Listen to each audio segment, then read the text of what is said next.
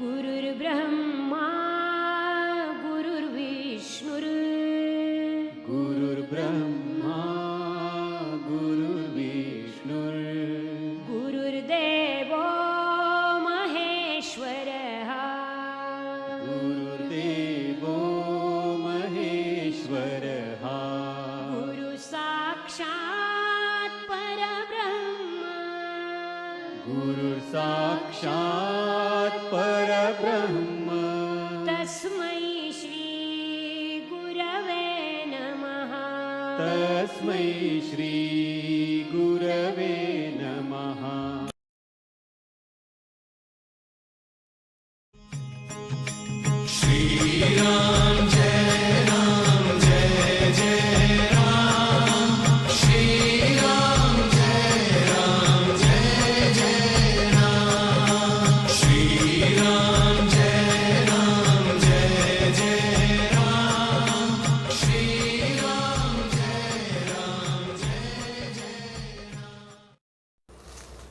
प्रेम से बोलो श्री कृष्ण भगवान की जय। मित्रों, मैं आचार्य श्री राजेंद्र कुमार सूर्यवंशी भगवान श्री कृष्ण की चरणों की धूल उनका शिष्य। मित्रों, पूर्ण रामायण का यहाँ पर अमृतपान करा रहे हैं आपको।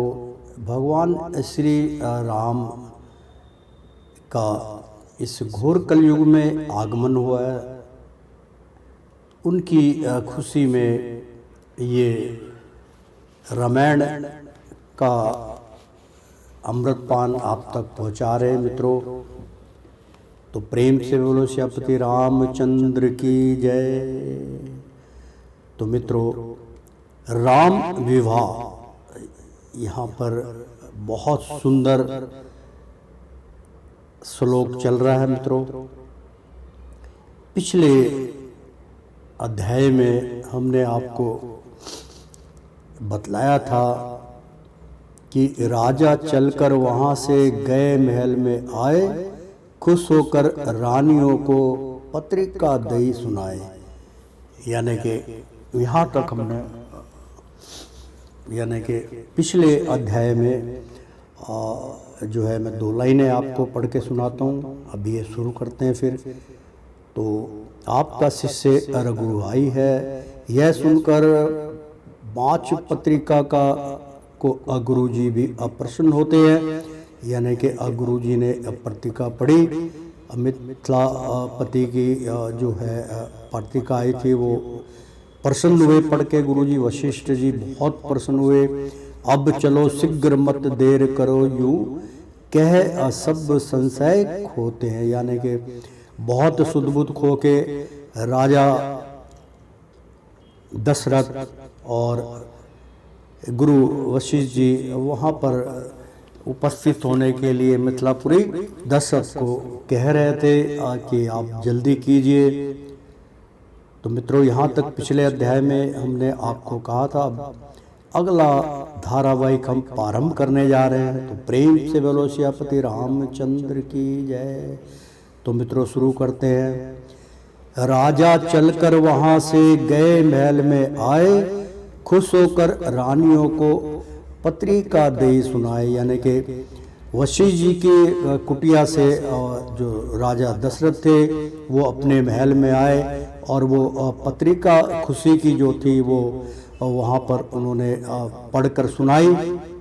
यह सुनकर सब रानी हर्षी और हृदय प्रफुल्लित होता है। जिस प्रकार स्वयं बूंद पाकर चातक गण हर्ष होता है। यानी कि ऐसे वाणियाँ सुनकर, ऐसे पत्रिका में वचन सुनकर सब रानियाँ हर्षी, मतलब बड़े आश्चर्य में पड़ गई और मुस्कुराई और हृदय परिफुल्लित होता है।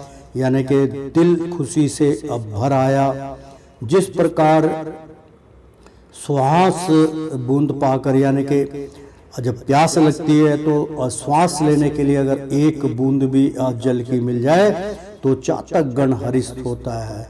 यानी कि जो गण हैं, जो चातक हैं, वो हरिष्ट में पड़ जाते हैं कि ये कुदरत की लीला है, जो एक हरिष्ट यानी कि अब एक बूंद पानी पाके हम बड़े हरिष्ट में कि ये पानी की बूंद कैसे, ये अचानक कैसे सब कुछ हो गया। तो घर घर बधाइयाँ होने लगी, मिले यूथ यूथ भाई मिन आए। श्री महाराज दर्शत के ग्रह अब फिर दामन सो कामनी आई। रानियों बहित सारी नारी मंडल के गायन गाने लगी। बलिहारी होकर बारंबार पुष्पों की झड़ी लगाने लगी। यानी कि मित्रों, बधाइयाँ घर घर खुशी अब पहुँच गई। और जो वहाँ के यानी कि यूथ जवान जो लड़के थे और भामिन आई, यानी कि भामिन दाई बहुत भावुक हो गए, सारे खुशियाँ मनाने लग गए, बधाइयाँ गाने लग गए, राजा को बधाई देने लगे। तो श्री महाराज दशरथ के गृह महाराज के घर पर फिर दामन सो कामनी आई। यानी कि फिर कितनी ही कामनी वहाँ पर अपने अपने दामन को फैलाकर आए कि हमारी भी इच्छा पूर्ण कीजिए राजा। तो रानियों बहुत सारी नारी, यानी कि रानी जो थी उनके साथ बाहित सारी रानी मंगल के गायन गाने लगी। तो उनके साथ मिलकर मंगल गीत बजने लगे। बलहारी होकर बारंबार पुष्पों की झड़ी लगाने लगी। मतलब बलहारी हो के, यानी कि उनको आशीष दे दे के खुशियाँ कि बहुत बहुत बधाई हो, बहुत बहुत बधाई हो। इस प्रकार से फूल उनके ऊपर बिखेरते हुए अपनी खुशी का इजहार वहाँ के वासी करने लगे। उधर भरत ने पिता की आज्ञा सिर पर धार, यानी कि अब जो भरत थे तो पिता की आज्ञा सिर पर धार के, मतलब पिता की आज्ञा लेकर रथ घोड़ा हाथी किए सजवा कर तैयार। मतलब भरत ने जो है पूरा रथ सजा लिया कि अब वहाँ जाना है, मेरे बड़े भैया की अब जो है विवाह है। तो रथ घोड़ा हाथी किए सजवा कर, यानी कि हाथी घोड़ा सब तैयार हो गए। जब अनेकों रंगों के अनगणित मजकर घोड़े तैयार हुए, मतलब अनगणित घोड़े, यानी कि हजारों के हिसाब से घोड़े तैयार हुए। और उनके ऊपर जो काठी थी वो रंगों की पहना रखी थी, बहुत सुंदर लग रहे थे। उन पर रघुवंशी राजकुमार ले धनुष बाण अपार हुए, यानी कि जो रघुवंशी थे, यानी कि भरत और चरत वो और राजा दशरथ सब उन पे रथ पे असवार होके ले धनुष बाण असवार हुए। यानी कि जितने भी रघुवंशी थे सब बाण कंधे पे टांग के रखते थे, कोई पता नहीं किस वक्त क्या हो जाए। तो अनेकों ही हाथी बड़े बड़े तन पर अंबारी असाज रही, यानी कि अनेकों ही, यानी कि 100-150 हाथी, 200 हाथी, 500 हाथी और बड़े बड़े तन पर अंबारी, यानी कि उनके शरीर के ऊपर मखमल के अंबारी, मखमल की उनके ऊपर ओढ़न थी, वो साज रही थी। हाथी के ऊपर उनको सजा रखा था, माथे भी उनके मोतियों से सजा रखे थे। सब खड़े हुए पुर के बाहर घंटों की ध्वनि गाज रहो, यानी कि सब वहाँ के जो निवासी थे अयोध्या के सब लोग राजा के दर्शन करने के लिए आले द्वाले खड़े हो गए। सब खड़े हुए पुर के बाहर, यानी कि सब लोग उससे बाहर सड़क जो होती है, रास्ता जो होता है उससे बाहर खड़े हो गए। घंटों की ध्वनि गांज रही, यानी कि घंटों का मृदन बज रहा था, घंटों की आवाज आ रही थी, शंख बज रहे थे, ऐसी ध्वनि वहाँ पे गाज रही थी, गरज रही थी। सैकड़ों पाल को रत्न जड़ित, यानी कि सैकड़ों पाल को रत्न जड़ित 3 पर्दे ब्राह्मण चढ़े हुए, यानी कि सैकड़ों का मतलब है कि कई 100 जो पाल को रत्न जड़ित, यानी जो पालक थे उनके पर रत्न जड़ित थे। 3 पर थे ब्राह्मण चढ़े हुए और उनके ऊपर ब्राह्मण विराजमान थे। ऊंटों पर माघ धनबंदी असूत बैठे थे, विदूषक बड़े बड़े, और ऊंटों पे बहुत माघ धबनंदी यानी कि जो बजाने गाजाने वाले थे वो ऊँट के ऊपर बैठे थे, और विदूषक बड़े बड़े उनके ऊपर यंत्र यानी कि बजाने का ढोल लिंगाड़ा उगाड़ा सब ऊँट के ऊपर रख दिए गए। अनगिनत खच्चर बैल ऊँट, और आप गिन नहीं सकते इतने खच्चर और बैल और ऊँट, 3 परती वस्तु भरी हुई, मतलब तीनों के ऊपर दान दक्षिणा देने के लिए वस्तुआं भरी हुई थी, कपड़े थे, गहने थे, सोना चांदी, जो भी कुछ उन्होंने अपने दान में देना था वो राजा ने, क्योंकि राजा जा रहा है, कोई छोटी मोटी बात तो है नहीं। लाखों कहार पकवान लिए, यानी कि जो कहार होते हैं, जो यानी कि डोली होती है, डोली को जो उठाते हैं, सामान उठाने वालों को कहार कहा जाता है मित्रों।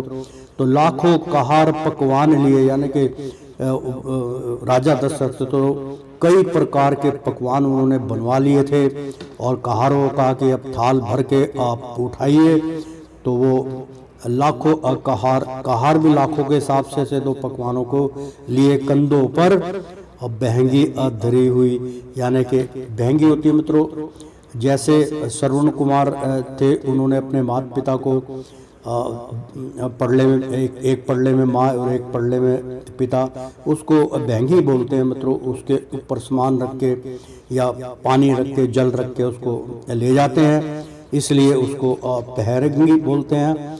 तो कंधों पर बहरंगी धरी हुई, कंधों पे रख के, और उस दोनों पड़ले में जो है पकवान थे, और चल रहे थे बड़े गाजे बजाजे के साथ। रतन जटित रथ एक सज कर आया उस पार, फिर रत्नों से जड़ित रथ एक सज धज कर आया उस पार। गुरुवर सचिव सहित हुए, यानी कि गुरुवर सचिव सहित हुए, 30 पर निरपति आसावार, यानी कि गुरुजन के साथ राजा अपने उस पे सवारी की, उन्होंने बैठ गए रथ पे। रथ बहुत सुंदर सजाया हुआ था। राम विवाह चल रहा है मित्रों। देख देख बारात को देव पुष बरसाए, यानी कि ऐसा दृश्य देखकर देवतागण आकाश के मार्ग में देख रहे थे नीचे की ओर, और वो ऊपर से पुष्प बरसा रहे थे। जैसे कि मित्रों 2 बात होती है, जब बहुत बड़ा यज्ञ होता है और यज्ञ में अमृत की वर्षा होती है, यानी कि आपको दिखते नहीं क्योंकि आपकी दिव्य दृष्टि नहीं है, जिनकी दिव्य दृष्टि वो उनको देख लेते हैं, और वो जरूर, चाहे आपके यज्ञ चल रहा है, चाहे आपके यहाँ कथा भागवत चल रही है, तो मित्रों कभी भी ओपन में है, ऊपर छत नहीं है, तो वहाँ पर पुष्पों की वर्षा होती है, यानी कि पुष्प के समान भीगी भीगी वर्षाओं की जल की छींटाएं पड़ती है, फूल बरसते हैं, बड़ा सुहाना मौसम हो जाता है मित्रों। तो वो ये सत्य है। तो होने लगे सुंदर सुकून देख सभी हर्षाए, यानी कि सब उनको ऐसे सुकून बहुत, यानी कि जैसे कि एक सुकून होता है, एक अपसुकून होता है, लेकिन ये सुकून था, खुशहाली थी। तो होने लगे सुंदर सुकून देख सभी हर्षाए, ऐसा देखकर सब उपस्थित गण हर्षाए, यानी कि वाह क्या बात है, ऐसा भी हो गया, ऐसे हो गया, तो खुशी के मारे इजहार करते हर्षाए थे। उधर ना दिन के दिए थे जनक ने अपुल बंधवाए, यानी कि उधर जो जनक, राजा जनक थे मिथिलापुरी के, माता सीता के जो ध्रुवर थे, पिता थे, माता थी, तो उधर नादीन यानी कि दिन के दिए थे जनक ने पुल बंधवाए, यानी कि दिन में ही जो है उसका पुल बना दिया, यानी कि लड़ियां इतनी लंबी कर दी गई। पुल का मतलब होता है कि पुल बंध रहा है, यानी कि दोनों तरफ ऐसा लग रहा था जैसे पुल की जो किनारी होती है मित्रों, उसमें लड़ियां उन्होंने यानी कि दीवों से सजा दिया था उनके स्वागत के लिए राजा दशरथ के। तो उधर नादिन के दिए थे जनक ने पुल बंध रवाए, यानी कि दिन में ही दिए जो चमक रहे थे, ऐसा वहाँ पे वातावरण हो गया। कोस कोस पर दिए थे डेरे बहुत तनाए, यानी कि एक एक कोस पे दिए जल रहे थे, लड़ियों के साथ जल रहे थे, एक एक कोस के ऊपर कई दिए जलाए गए। तो कितना सुंदर वातावरण था, जैसे अयोध्या में होता है, जैसे हमारा दीपावली को होता है, तो इस प्रकार के वहाँ दिए जलाए गए। इंद्र शासन से भी अधिक सुख उन डेरों में सब पाते थे। मतलब जो देवता गण थे, जो उपस्थित गण थे, तो इंद्र शासन में यानी कि स्वर्ग लोक से भी अधिक सुख महसूस कर रहे थे कि वाह, स्वर्ग से भी सुंदर आज ये यहाँ पर मिथिलापुरी सजी हुई है। और बारात जो आ रही है राजा राम की, उनके रथ पे जो है राजा रथ तैयार करके और हाथी घोड़े और कितने ऊंट से वो आ रहे थे, कई किलोमीटर का उन्होंने रास्ता रोक रखा था। तीज यानी कि ढोल तासे सब कुछ जो उपस्थित थे बज रहे थे, और नहाते थे, बैठते सोते थे, जल पीते, खाना खाते थे, यानी कि इंद्रासन से भी अधिक सुख उन डेरों में सब पाते थे। यानी कि जो वहाँ पर उपस्थित थे, जो व्याख्या इंद्रासन में जो प्राप्त होती थी देवताओं को, उससे भी बढ़िया उनका जो है वहाँ पर मिथिलापुरी में स्वागत हो रहा था कि नहाते हैं और बैठते हैं, सोते थे, जल पीते थे, खाना खाते थे, आनंदमय वहाँ के उपस्थित गण थे। तो भूखे रहना भू में अपरना, भोजन को आधी रात हुई, यानी कि भूखे रहना, उस धरती पे भूखे रहना में पड़ना, यानी भूखे रह के पड़े रहना। भोजन को आधी रात हुई, भोजन अभी शुरू नहीं हुआ था, आधी रात हो चुकी थी। कहते हैं जो कहने वाले वो यम की बहन बारात हुई, यानी कि कहने वाले कहने लगे भाई क्या यम लोग से बारात आ रही है, रात का टाइम हो गया। आज भी एक एक दो बज जाते हैं, कई बार बारात लेट हो जाती है मित्रों। ऐसा माहौल बना हुआ था क्योंकि बाराती कम से कम 10-12 किलोमीटर तक की लंबाई थी उनकी, ज़्यादा ही होगी, बल्कि अंदाज़ा मैं बता रहा हूँ कि 10-15-20 किलोमीटर तक की वो बारात सजी हुई थी। तो आप देखिए कि अब मिथिलापुरी में, अयोध्या से मिथिलापुरी काफ़ी दूर है मित्रों, तो वो तो चलने में काफ़ी टाइम लगे, रात होने लगी। तो कहने लगे भाई ये बारात जो है क्या है कि आधी रात हुई। कहते हैं जो कहने वाले, मतलब जो कहने वाले कि भाई वो यम की बहन बारात हुई, यानी कि यम की बहन है क्या जिसकी बारात ले जा रहे हो रात को। ऐसी बारात नहीं थी वो, नहीं उसमें किंचित भी दुख था, लेकिन उसमें किसी को कोई महसूस नहीं था, एहसास नहीं था। ऐसा उसका जो है बारात का आनंद आ रहा था। वंचित वस्तु सब पाते थे, जो कुछ बाराती थे उनको खाना पीना साथ में जो है उसको मिलता जाता था। जो उनके मन में था कि भाई मुझे लस्सी पीनी, लस्सी मिलेगी, और पापड़ खाने पापड़ मिलेंगे, पकोड़े खाने पकोड़े मिलेंगे, फल खाने फल में भरती जो मिठाइयाँ हैं वो खानी है वो मिलेगा, सब कुछ वहाँ पे उपस्थित था। वंचित वस्तुएं सब पाते थे, नित्य नया वहाँ सर्वस्व सुख था, यानी कि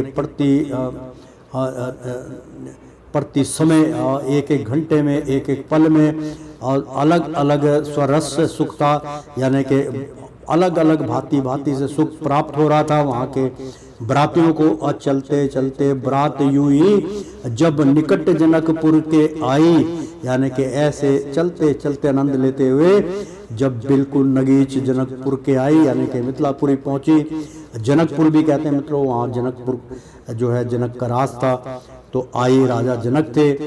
तो इस समय अशुद्ध उनके आने की श्री जनक महीपति ने पाई। वाह, बहुत सुंदर कि इस समय अशुद्ध उनके आने की, यानी कि देख रहे कि भाई बारात आ गई है, बारात सब लोग खुशी से झूम होते हैं, बारात आ गई, बारात आ गई। आपने देखा होगा कि भाई बाप बारात आ गई है, सब लोग बहुत प्रसन्न हो जाते हैं, बहुत खुशी हो जाती है उनको।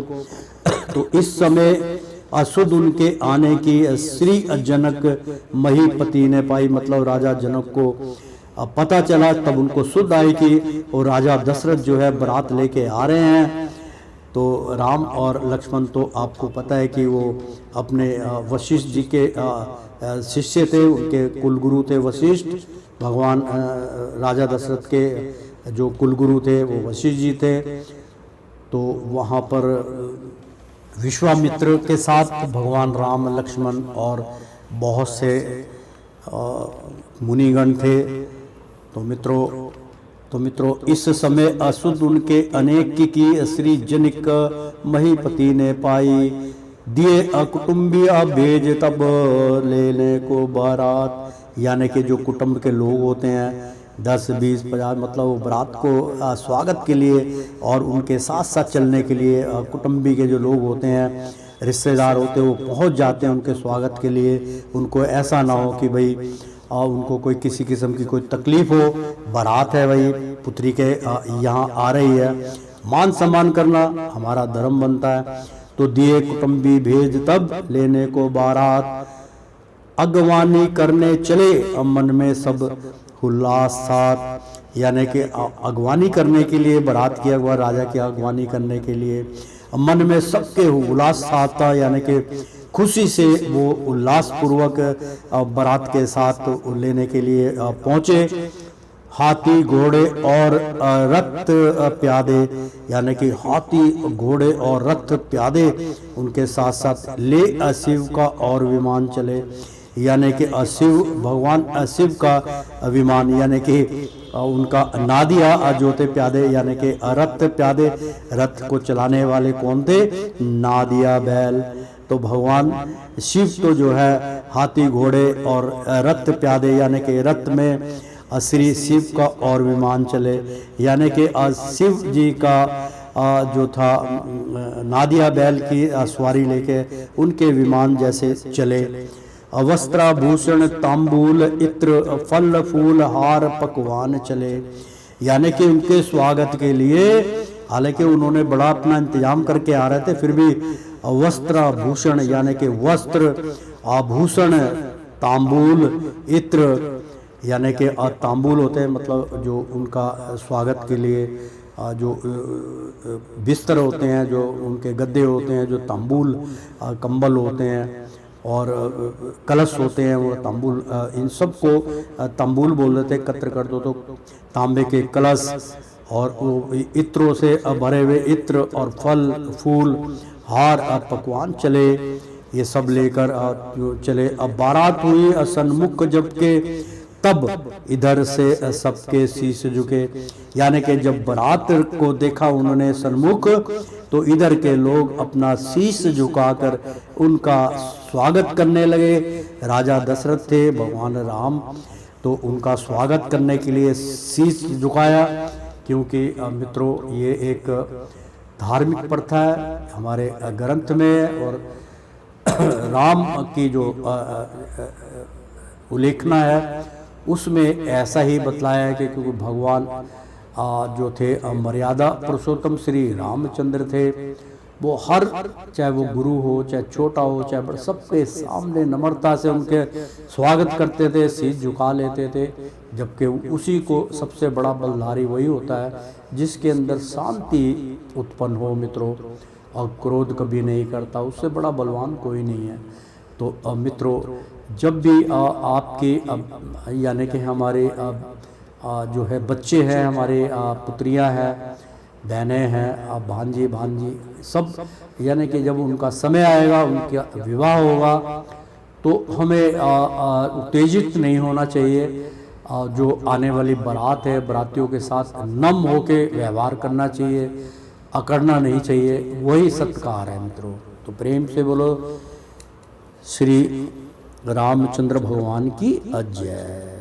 तो मित्रों बारात हुई सन्मुख जबकि तब इधर से सबके शीश झुके, सर झुका लिया, और उधर बजे बाजे सुंदर गुरु वशिष्ठ अवध अमाशीष के, यानी कि महर्षि रुके। तो और उधर बजे बाजे सुंदर मतलब बाजे ढाजे बज रहे थे, और गुरु वशिष्ठ आ रहे द्वार पे, उनका तो स्वागत बहुत ही उससे करना पड़ेगा। गुरु वशिष्ठ अवध महिष रुके, यानी कि भगवान का रथ उनके समीप रुका आया और अब तो दंडवत प्रणाम हुई और सब उन्हें उनके गुरु के दंडवत प्रणाम किया, लेट गए, नतमस्तक हुए और यथा योग्य सब मिलते हैं। यानी कि फिर उनका मिलन होने लगा, क्योंकि जब बारात द्वार पे आ जाती है तो कहते हैं ना कि माला डाल के उनका स्वागत किया जाता है और उसको मिलना बोलते हैं। तो मिलन जो होता है उसमें कुछ ना कुछ दान प्रदान करते हैं। आजकल तो जो कम्बल देते हैं मिलनी में, तो ये मिलनी की यहाँ पर बात हो रही है मित्रों, एक दूसरे पे, तो वो उनको मिलनी दे रहे हैं, वो उनको मिलनी दे रहे हैं। तो असूल तो यही होता है कि मित्रों, अब मान लीजिए हम लड़की वाले हैं या वो लड़के वाले हैं, या हम लड़के वाले हैं वो लड़की वाले, अगर हम जाते हैं वो हमें मिलनी देते हैं क्योंकि हम लड़के वाले हैं, वो हमें मिलनी देंगे, तो हमें भी अपने हाथ में कुछ ना कुछ 10 रुपये, 20 रुपये, 51 रुपये, 100 रुपये हाथ में रखने चाहिए। जब मिलनी में आदान प्रदान हो तो उसके हाथ में भी कुछ ना कुछ धन या माला पहना के स्वागत करना चाहिए।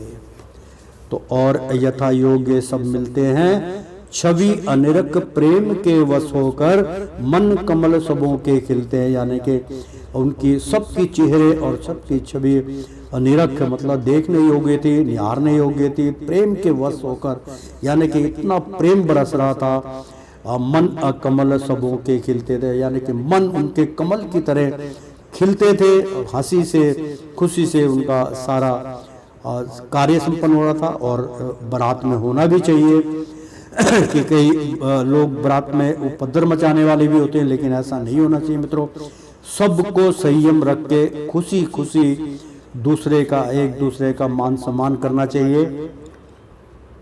सकल वस्तु फिर भेंट कर किया अधिक सम्मान, यानी कि सकल वस्तु फिर भेंट कर, यानी कि एक दूसरे की, जैसे राजा दशरथ उनको राजा की तरह उनको भेंट दिया जाएगा, और जो उनकी प्रजा उनको अलग, जो उनके कुटुंबे के हैं उनको अलग, सबको अलग अलग भेंट, यानी कि सकल वस्तु, यानी कि सकल देख देख के, चेहरा देख देख के उसके हिसाब से उनको जो है, जैसे स्त्री है उनको किसी को गहना देना है, किसी को साड़ी वस्त्र देने, इस प्रकार से सकल वस्तु फिर भेंट कर तो सबको भेंट देने लगे। किया अधिक सम्मान, तो बहुत दे दे के बहुत सम्मान किया। जन्मा से बारात को लेवा चले अगवान, यानी कि फिर बारात को लेकर अपने वहाँ पर उद्गम जो स्थल था बारातियों का ठहरने का, वहाँ पर उनको अपने साथ लेवा चले, तो साथ साथ उनको ले आए। और उधर राम लक्ष्मण संदेश पितु के आने का पाते हैं, मतलब वहाँ पर जो विश्वामित्र थे और उनके साथ लखन और भगवान श्री रामचंद्र, उनको जब संदेश मिला कि आपके राजा दशरथ, आपके पिता अयोध्या से यहाँ पे आ चुके हैं और वो आपका इंतजार कर रहे हैं, आपके दर्शन की अभिलाषा लिए। तो और उधर राम लक्ष्मण संदेह पितु के आने का पाते हैं, यानी कि उनको समाचार मिल गया किस समय पिता से मिलेंगे हम, यह कह मन हर्ष बढ़ाते हैं। कब पिता से मिलेंगे, कब हमारे पिता से हमारी मुलाकात होगी। बहुत सुंदर मित्रों प्रवचन चल रहा है। सब जान गए इनके मन की श्री विश्वामित्र मुनि ज्ञानी, यानी कि सबके मन में क्या क्या चल रहा है। तो विश्वामित्र जो गुरु थे, उन्होंने जो मुनि थे, उन्होंने इनके मन की बातें जान ली। सब जान गए इनके मन की श्री विश्वामित्र सुनी ज्ञानी, मतलब मुनि ज्ञानी, उन्होंने सब बातें सुनी और ज्ञानता के अनुसार वो तो ज्ञानी थे, मुनिवर थे। जान गए ले चले लिवा कर दोनों को दशरथ से मिलन गुणगानी, यानी कि जो विश्वामित्र थे दोनों बालकों को लेके भगवान राम और लखन को लेके वो चल पड़े मिलवाने के लिए, यानी कि ले चले लिवाकर, यानी कि साथ में ले चले दोनों को, दोनों पुत्रों को दशरथ से मिलन गुणी ज्ञानी, यानी कि उनसे विश्वामित्र का मिलन होगा, गुण ज्ञानी थे वो। दशरथ राजा ने जब यह देखा पुत्रों समेत मुनि आते हैं, वहां से दूर से देख लिया राजा ने, राजा दशरथ ने कि मेरे पुत्रों के समेत मुनि भी आ रहे हैं, तो फौरन ही उसी समय उसी टाइम में विश्वामित्र जी को देखकर वो अपनी जो बैठक थी जहाँ वो बैठे हुए थे अपना आसन छोड़कर उठे। उसी समय चरणों में शीश नवाते हैं और गुरु के चरणों में शीश नवा के दंडवत प्रणाम करते हैं। राजा मान सम्मान करते, सत्कार करते हैं। कौशिक ने राजा को उठाए, यानी कि जो कौशिक थे यानी कि विश्वामित्र थे उनके साथ थे, तो राजा को दोनों हाथ से उनको उठाया और गले लगाया, चट्ट लगा लिया अपने उर से, यानी कि कौशिक ने राजा को उठाए, चट्ट लगा लिया अपने उर से, यानी कि विश्वामित्र जो थे उन्होंने कौशिक कहलाते थे वो, और उन्होंने अपने सीने से राजा को लगा लिया, क्योंकि एक गुरु का सत्कार जो है वो सबसे बड़ा होता है। गुरु प्रसन्न हो जाते हैं जब उनका सत्कार होता है। तो जो उस वक्त जिसके मुंह से जो गुरु के प्रसन्नता निकलती है उसका फल जो है जो सामने वाला है उसको संपूर्ण फल प्राप्त होता है। क्योंकि अगर गुरु का मान सम्मान हो रहा है, गुरु का सत्कार हो रहा है, हरि महाराज भगवान उस पर बहुत प्रसन्न होते हैं और मुंह मांगी उनको जो है उनकी इच्छा पूर्ण होती है। इसलिए उन्होंने अपने सीने से लगा लिया। दे आशीष बोले कुशल सहित, यानी कि आशीर्वाद देकर कुशल मंगल सहित बोले आगे अभवतपुर से, यानी कि बोलने लगे विश्वामित्र के भाई आशीष देख के आशीर्वाद है, बोलो कुशल सहित है, सब कुछ ठीक ठाक है, आगे महिप अवधपुरी से, यानी कि अवधपुरी यानी कि अयोध्यापुरी का नाम अब लगाए, अवधपुरी थी उसका नाम था अवधपुर से, यानी कि जो अयोध्या उसका नाम अवधपुर है मित्रों, जहाँ भगवान राम का जन्म हुआ था। तो वहाँ से आप आ गए तो राम लखन ने पिता के चरण गए हर्षाए, मतलब राम लक्ष्मण जो थे खुशी के मारे पिता के चरण गए हर्षाए, पिता के चरण पकड़ के आप दबाने लगे, सेवार्थ करने लगे। हो अपुलकित नृप ने लिया, मतलब राजा बहुत प्रसन्न हुए, इनको हृदय लगाए। फिर दोनों पुत्रों को उठा के उन्होंने अपने सीने से लगा लिया राजा दशरथ ने। फिर गुरु वशिष्ठ जी के पद गाही और दोनों आसीय पाते हैं, यानी कि उसके पश्चात गुरु वशिष्ठ जी के पद यानी कि उनके पांव को, उनके चरण को गाई, उनके चरण छूकर उनके नस मस्तक के दोनों आशीष पाते, यानी कि दोनों आशीष पाते हैं। अब दोनों ने रामचंद्र और लक्ष्मण भैया ने दोनों ने उनका वशिष्ठ गुरु वशिष्ठ जी का जो उनके कुल गुरु थे उनका आशीर्वाद प्राप्त किया। मिलते हैं सबसे यथा योग्य अविप्रो को शीश नवाते हैं, यानी कि मिलते हैं सबसे यथा योग्य, जो उनके योग्यता सबसे गले लग लग के वो मिल रहे थे। साधु संत जो थे विप्रो थे कि शीश नवाते हैं। जो वहाँ के मुनीर गण आए हुए थे उनके सामने उन्होंने अपने शीश को झुकाते हुए भगवान ने सबका सत्कार किया।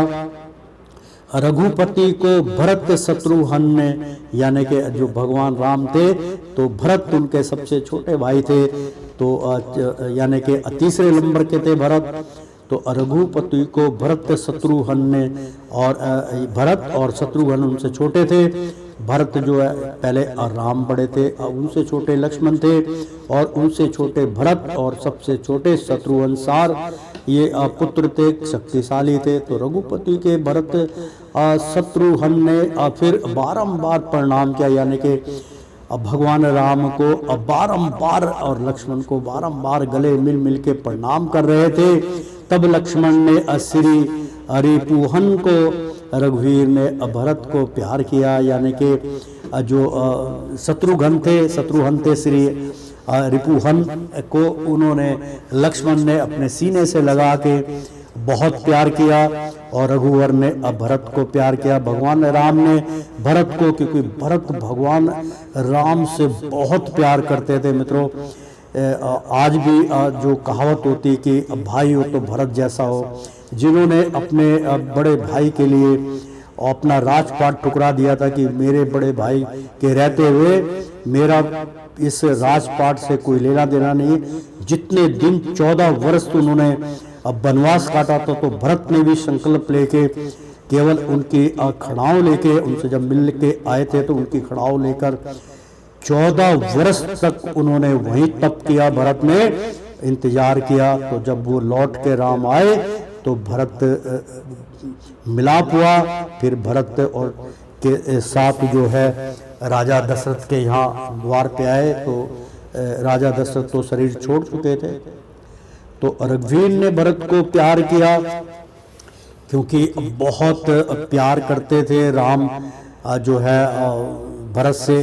तो फिर चारों भ्राता प्रेम सहित, यानी कि चारों भाई बहुत प्रेम से नृप के समीप बैठे आकर, मतलब अपने पिता के करीब राजा दशरथ के पास आकर बैठ गए। जो कर्म अर्थ और काम मोक्ष, यानी कि ऐसा लग रहा था कि ये कर्म अर्थ और काम मोक्ष, यानी कि ये जो कर्म है, ये जो जमीन है, ये जो जायदाद है, ये जो काम है, ये सब मोक्ष के द्वार पे विघन है। यानी कि जो कर्म अर्थ और काम मोक्ष, ये चारों बहुत उत्तम है। यानी कि मित्रों, अगर आपको मोक्ष प्राप्त करना है तो मोक्ष के लिए कर्म करना पड़ेगा। इस जमीन जायदाद धन दौलत से आपको विमुख होना पड़ेगा, और काम जो है वो मोक्ष के द्वारा करना पड़ेगा। कि मोक्ष कैसे प्राप्त होगा? धारी देह आप प्रगटे आकर, यानी कि जो कर्म अर्थ और काम मोक्ष धरी दे, मतलब ये शरीर जो है ऐसा धरी दे हो गए, मतलब काम के योग्य नहीं रहा। आप प्रगटे आकर, या जो आप प्रकट हो गए तो हम ये सब चीजें हमसे दूर हो गई। श्री जनक राज ने अपने गृह, यानी कि जो राजा जनक थे वो अपने द्वार पे, अपने घर पर, घर के द्वार पर सब प्रकार सम्मान किया। उनको द्वार के ऊपर जैसा सम्मानित किया जाता है उस प्रकार से उनका सम्मान किया। और फिर सतानंद और विप्रो को बुलाकर विधित निधान किया, यानी कि जो सत्ता आनंद थे, यानी कि जो गुरुजन थे और मुनिवर थे, और उनके साथ जो विप्रो थे यानी कि मेहमान थे, भगत थे, उनको बुलवाकर विधित जो विधि है, जो उनका किस प्रकार से सत्कार, जैसे कि हमारे घर में अगर हम 10-15 पंडित को बुलाते हैं तो उनका कैसे सत्कार किया जाता है, इस बात को आपका ज्ञात होना चाहिए। उनको जो भी दान दक्षिणा देनी चाहिए, उनका मान सम्मान करना चाहिए। सर्वप्रथम उनको अपने से पहले भोजन उनको देना चाहिए, उनका आदर सम्मान करना चाहिए। तो विधान किया, यानी कि जो भी विधित होती है वो सब उनके सामने किया।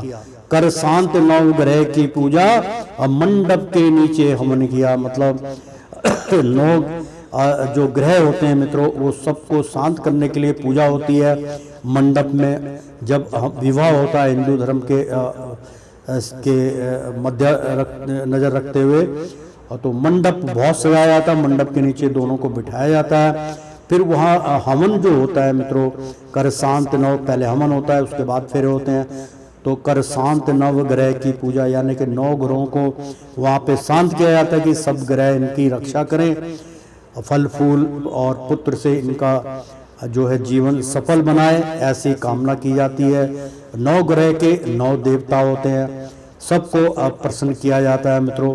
तो कर शांत नव ग्रह की पूजा, मंडप के नीचे हवन किया, और उस मंडप के नीचे हवन किया जाता है जहाँ देवतागण का जो है वास होता है, वो आते हैं।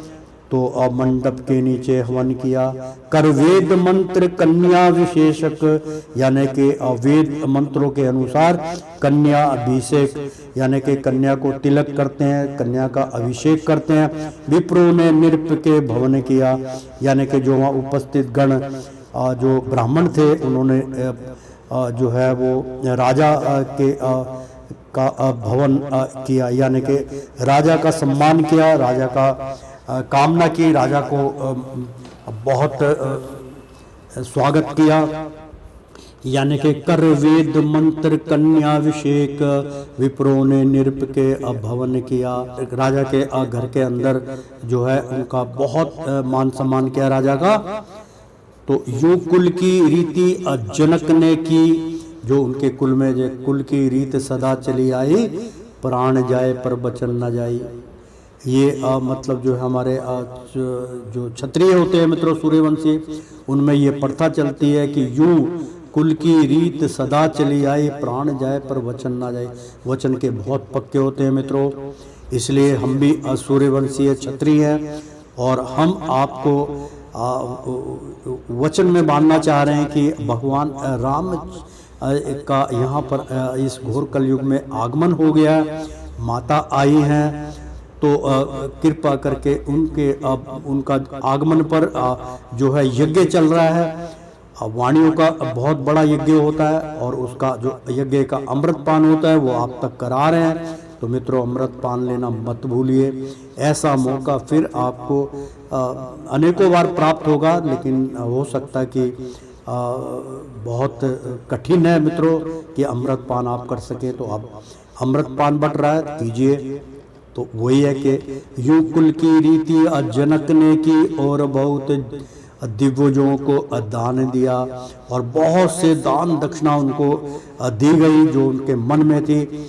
और इसी तरह जन्मासे में दशरथ ने भी स्नान किया, यानी कि जन्मासे का टाइम था, थोड़ी ठंड का टाइम था, उसमें भी उन्होंने, यानी कि जनवरी में ठंड होती है, यानी कि जनवरी का महीना था, और इसी तरह जन्मासे में दशरथ ने भी स्नान किया, यानी कि जनवरी में काफ़ी ठंड होती है, ठंड के अंदर उन्होंने भी स्नान किया।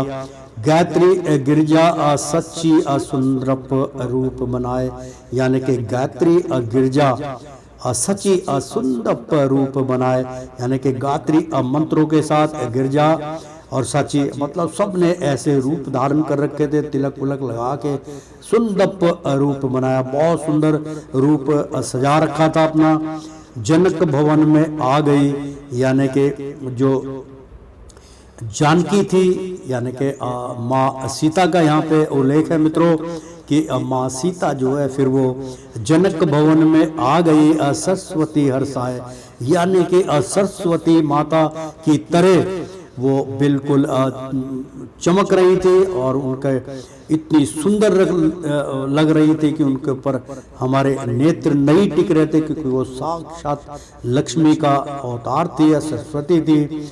तो हर्षाए, यानी कि जनक भवन में आ गई सरस्वती हर्षाए, यानी कि जैसे सरस्वती माता का आपने रूप देखा होगा सबसे सुंदर होता है, इसी प्रकार से उसको देख रहे थे कि हर्ष में कि वाह कितनी सुंदर माता का रूप है। तो जय जयकार होने लगी, और निरह जनक के कुल की स्त्रियों ने उनका आदर सत्कार किया, यानी कि नरह जनक की कुल की स्त्रियों ने, यानी कि जो जनक राजा जनक थे उनकी जो घर की कुल की जो स्त्रियां थी उन्होंने उनका आदर सत्कार किया और उनका मान सम्मान वहाँ की स्त्रियों को किया गया, सत्कार किया। घर की नारियों से भी ज्यादा उनको रखा और प्यार किया, यानी कि अपनी जो घर की अर्धांगिनी होती है, घर की नारियां होती हैं, राजा जनक ने उनसे भी अधिक जो है अपना राजा दशरथ के साथ जो आई थी वहाँ से रानियां, और वो उनका उनसे भी ज़्यादा बढ़कर स्वागत किया, सत्कार किया। रानी ने नैन को बुलाए, केसर कस्तूरी पिसवाई, मतलब केसर बहुत, यानी कि कलर देखा होगा केसर का जो है दिखने में केसर लाल होती है, लेकिन जब उसको पानी में घोल दिया तो केसर का रंग हो जाता है मित्रों, हल्का हल्का, जिसको कह सकते हैं कि पीला और लाल मिला दें तो केसरी रंग हो जाता है, बहुत सुंदर लगता है मित्रों, लड्डू वाला रंग हो जाता है। तो रानी ने नायन को बुलाए, यानी कि जो नायन होती है, एक तो नाई होते हैं जो मतलब हमारे में क्या होता है क्षत्रियों में, कि कोई शुभ कार्य होता है, बाल कटाना या कोई शुभ कार्य के लिए नाई को दी जाती है। पत्रिका भी नाई ले जाते हैं, तो नाई का बहुत बड़ा मान सम्मान किया जाता है। रानी ने नाइन को बुलाया, नाई की जो पत्नी थी उसको नाइन कहते हैं, उसको बुलाया, केसर कस्तूरी पिसवाई, उससे जो है केसर और कस्तूरी पिसवाई। सुग यानी कि अब बहुत सुगंध होता है इसका, जो है बहुत शुभ माना जाता है मित्रों। उन नायन ने उपटन करके वह जनक दुलारी अनभाई, यानी कि जनक से दुलारी जो थी, यानी कि जनक की जो धर्म पत्नियां थी, उनको अनभाई, उनको बुलाया अनभाई। और फिर चौकपुर अवलाओं ने बैठकर जनक दुलारी को, यानी कि जनक दुलारी को बिठाकर, जनक की धर्म पत्नी को बिठा के, भगवान सीता को बिठाकर, और चौक अबलाओं ने यानी कि चौक बनाया गया बहुत उपटन का। अपने कुल की सब रीत करी अपजुआ कर सैल कुमारी को, यानी कि जो भी उनकी जो रीत रिवाज होता है वो पूर्ण किया करके मंगर सीता जी के, यानी कि करके मंगर सीता जी के कंगन बांधा बाएं कर में, यानी कि स्त्री के बाएं हाथ में ही कुछ भी आ जाए, चाहे उनको जो कंगन बांधे जाते हैं मित्रों, पुरुष जो होता है उसके जो है दाएं हाथ में वो बांधे जाते हैं कंगन, और स्त्री जो होती है उसके बाएं हाथ में बांधे जाते हैं। ये प्रथा आज भी चलती है मित्रों। तो अगर आपको नहीं पता तो आप देख लीजिए, सीख लीजिए कि कोई भी धागा डोरी या बांधा जाता है वो स्त्री का बायां होता है और पुरुष का दायां हाथ होता है। तो मित्रों, करके अमंगर सीता जी के कंगन बांधा बाएं कर में, यानी कि बाएं हाथ में कंगन जो है उनके बांध दिया जाता है। कंगन के अंदर बहुत कुछ सामान बांधा जाता है और जो है हल्दी उसमें लगा के उसको बांध दिया जाता है ताकि कोई आला भला उनके ऊपर ना आए।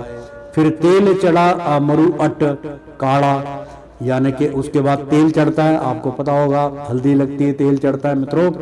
बहुत सुंदर यहाँ पे जो वचन चल रहे हैं उसी के आधार पे ये संसार में ब्याह शादी चलती है, उसका ही उल्लेख यहाँ हो रहा है। फिर तेल चढ़ा मरु अट काढ़ा, यानी कि गाढ़ा गाढ़ा जो है वो बना लेते हैं तेल सरसों का जो है, उसमें जो हल्दी होती है, उपटन होता है, वो खुशबूदार उपटन बनाया गया। तो जो पिसवाया था जो नाइन से, उसको उसके बीच में मिलाकर उसकी व्याख्या हो रही है मित्रों कि फिर तेल चढ़ा मरु अट काढ़ा सब मिलकर मंगल गाए घर में, यानी कि जब वो जो हल्दी चढ़ती है तो मंगल गीत गाए जाते हैं। 4, 5, 10, 20 औरतें इकट्ठी हो जाती हैं और जब उनको हल्दी लगती है, चाहे वो लड़का हो चाहे लड़की हो, तो मंगल गीत गाए जाते हैं मित्रों। इसी प्रकार से मंगल गीत गाए जा रहे हैं। बहुत सुंदर वातावरण। माँ जो सीता है उनका स्वयंवर हो चुका है और उनका विवाह हो रहा है और बहुत सुंदर लग रही है। और राम का और सीता का जोड़ मिलाप होगा, यानी कि विष्णु भगवान और लक्ष्मी का यहाँ पर मिलन हो रहा है। नापित भेजा जनक ने सब प्रकार समझाए, उसने जा अवघेष को दिया संदेश सुनाए। यानी कि अवधेश थे वहां पर उपस्थित गण थे, उनको एक संदेश सुनाया। नापित भेजा जनक ने, यानी कि एक संदेश भेजा, सब प्रकार समझाए कि भाई इस तरीके से जो है राजा दशरथ को बतलाया गया कि आपने इस तरीके से अवधेश को दिया संदेश सुनाया। सारे जो उपस्थित गण थे, राजा थे, उनको ये संदेश सुनाया। नृप जनक के ग्रह की कुछ नारी महाराज यहाँ पर आवेंगी, यानी कि राजा जनक जो थे वो कहने लगे कि नृप जनक के ग्रह की कुछ नारी महाराज यहाँ पर आवेंगी, वे अमंगल तेल चढ़ावेंगी या दूल्हा के कंगन बांधेंगी, यानी कि राम के कंगन बांधे जाएंगे और नृप जनक के ग्रह की कुछ नारियां, यानी कि जो राजा जनक थे उनके घर से कुछ नारियां आएंगी जो महाराज यहाँ पर आवेंगी, यानी कि वो जो महाराज यहाँ पर आवेंगी, यानी कि महारानियां यहाँ पे आएंगी, वे मंगर तेल चढ़ावेंगी, यानी कि मंगर जो उनका जिस प्रकार से सीता का वो चढ़ रहा है तेल और वो जो उत्पन्न वो जो है दूल्हा के कंगन बांधेंगी और वो तेल चढ़ाएंगी। बस तभी घर की कामिनी झट जनवासे में आ गई।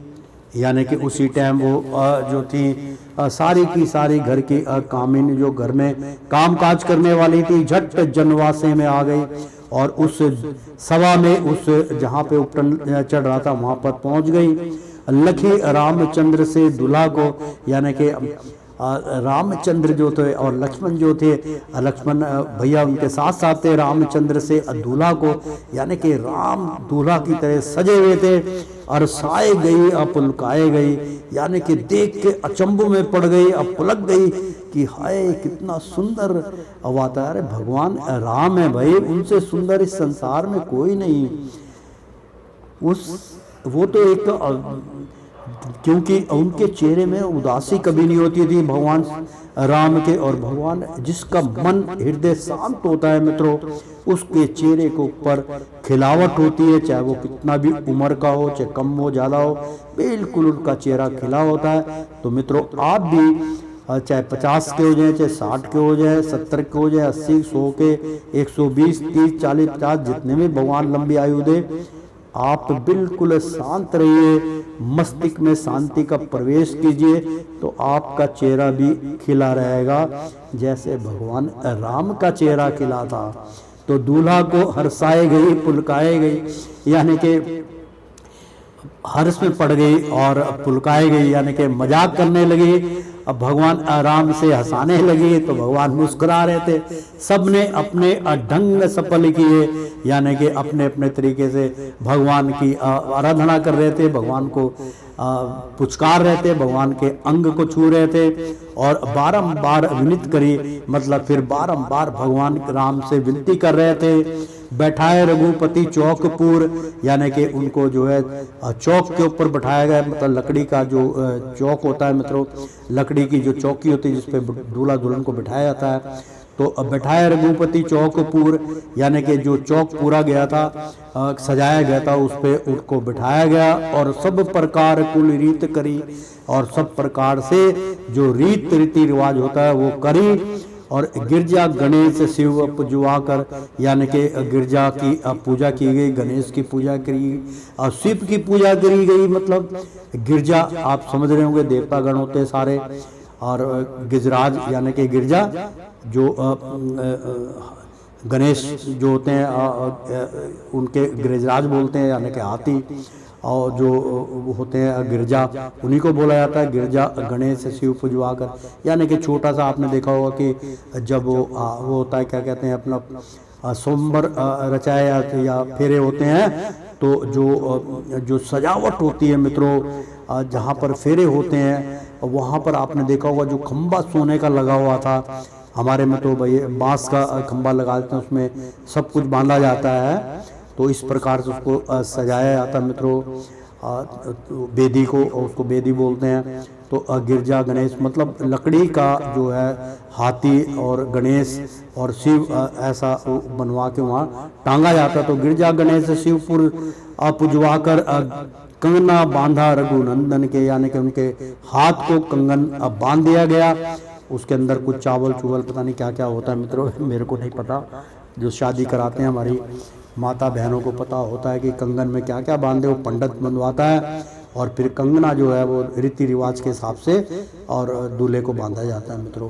फिर चढ़ा मरुवट काढ़ा, यानी कि फिर वो जो बनाया था, उपटन बनाया था, काढ़ा बनाया था खुशबूदार, और हल्दी का लेप होता है उसमें, और उसके अंदर जो है चंदन और बहुत कुछ उसके अंदर मिलाया जाता है, केवड़ा मिलाया जाता है खुशबू के लिए, और तेल के अंदर मिला के उसको गाढ़ा गाढ़ा बनाते हैं। तो मंगल लगाए जगदम्बा के, यानी कि माता जगदम्बा के गीत भजन गाने लगे और करी आरती राम की, सब ने मंगल गाए, फिर राम की आरती ओम जय, इस तरीके को ओम जय जगदीश हरे स्वामी जय जगदीश हरे, भक्ति जनों के संकट, भक्ति जनों के संकट क्षण में दूर करे, ओम जय जगदीश हरे। ऐसी मतलब जो है राम की आरती होती है मित्रों।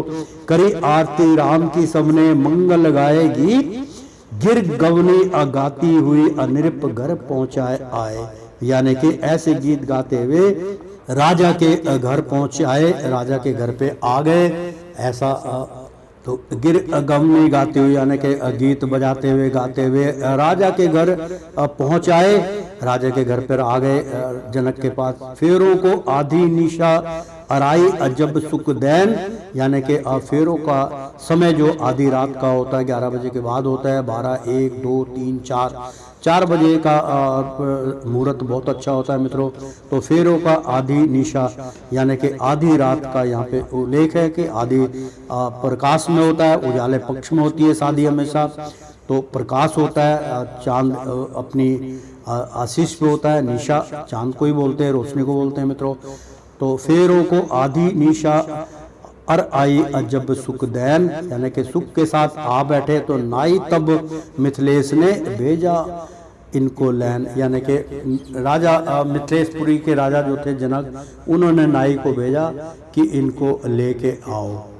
तो मित्रों बहुत सुंदर यहाँ पर भगवान का वो विवाह का वो चल रहा है मित्रों। तो समय की अनुकूलता होती है मित्रों, तो बहुत सुंदर यहाँ पर भगवान का राम का विवाह चल रहा है। तो श्रीमन नारायण नारायण हरि हरि, तेरी लीला सबसे न्यारी न्यारी, बोलो हरि हरि। विष्णु नारायण नारायण हरि हरि। सियापति रामचंद्र की जय। मित्रों भक्तों एक बार बोल दो ना, राधे राधे कृष्णम कृष्णम। प्रेम से बोलो श्री राम, प्रेम से बोलो हनुमान जी की जय।